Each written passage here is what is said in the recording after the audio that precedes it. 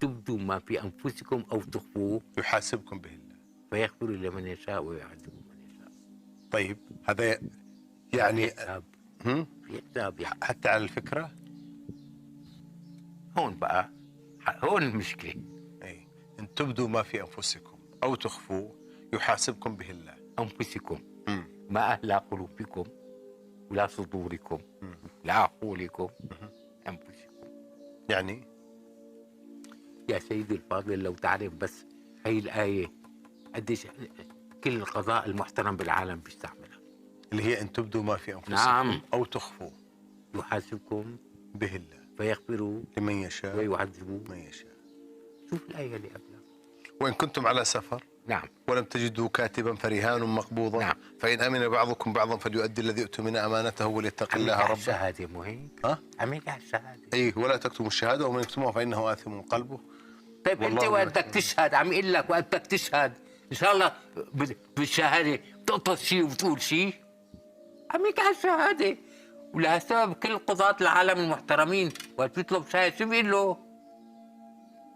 To speak the truth the whole truth. هي الآية. لا إله. هي الآية. قال له أنت هي لأنفسكم. قال له أنت عم تشهد إن شاء الله بتعطينا جزء وبتكتب جزء.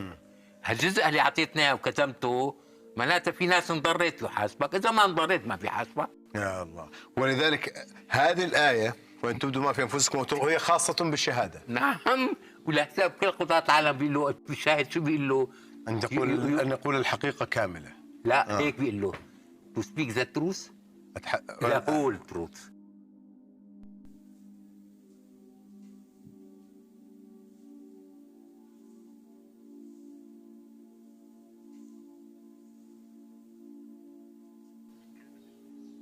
نقول كامل الحقيقة كاملة. مشان هي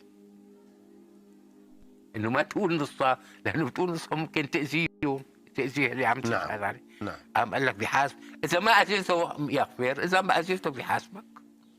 اما فإن تبدوا ما في أنفسكم كاملا أو تخفوه يحاسبكم به الله. لا انتم يعني اذا خفيتوا شيء وابديتوا شيء صار ضرر على الاخرين. يعني انا عم بشهد على واحد، عم بشهد انه هو كويس، هو في جزء منه مو كويس. مثل انا اعطيت جزء واحد وخفيت الجزء. او تخفوه عمل لك يعني في شيء يعني يا احيانا تبدي المساوئ وبتخفي المحاسن، يا بتبدي هي تتعلق بايش؟ في الشهاده فقط.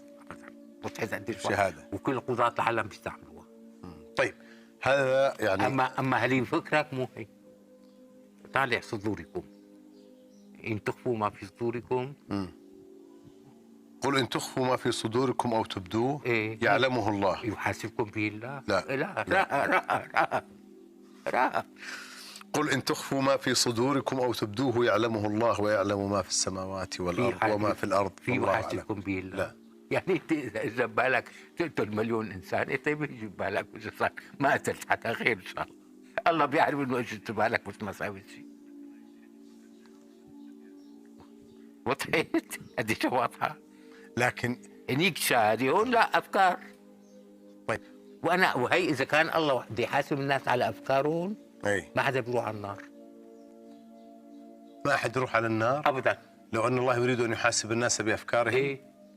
وشلون يعني انا انسان شرير، قبل ما انام بيجي بحط ببالي انه وزع 100 مليار دولار، بدي اوزع على فلان مليار دولار وعلى كذا، والله بيحاسبني انه وزعت مليار دولار. انت تقصد انه لو يتم الاعتبار الافكار كخير او كشر انه الله بيحاسب عليها، ما حدا بيروح النار. ولذلك قل ان تخفوا ما في صدوركم او تبدوه يعلمه الله بس. ويعلم ما في السماوات وما في الارض وبس. ويعلم ما في السماوات ما في حساب. لا ما في.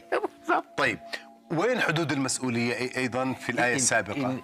لا ان السمع والبصر والفؤاد كل اولئك كان عنه مسؤولا. ما يظهر عنه من اعمال.